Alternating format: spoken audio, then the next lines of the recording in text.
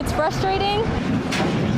This is the end result of a rent strike. It's really frustrating to see us working so hard for justice and to bring these things to light, and then to be silenced like this by APD is expected, but still disappointing. Earlier this afternoon, organized by Rent Strike ATX, a group of over 30 cars drove onto I-35 at a speed of 5 miles per hour, bringing traffic to a near standstill, demanding rent relief. We're fighting for no rent while we can't work during this crisis. And that was really the plan, was to stop traffic, to bring attention to this. We had signs and posters.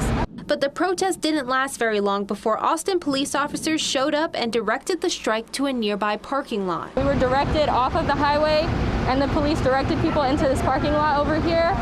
At that point, I wasn't here, but whenever I returned, everyone's cars were being impounded and everyone was being arrested. Police say 20 people were arrested for obstructing a highway and 2 people were arrested for criminal trespassing. And the cars used in the protest were impounded.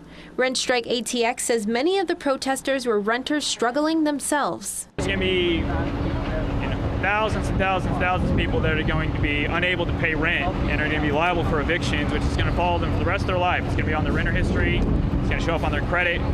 And, we need to get the word out. We're announcing the rent program today because no one should lose their home because of COVID-19. City officials announced the relief of emergency needs for tenants, or the rent program. The program has $1.2 million in city funds ready and available to help residents pay their rent. There are thousands of people in our community who just cannot pay rent today. And so we believe that getting people this help here in the coming days will help them cover that May rent.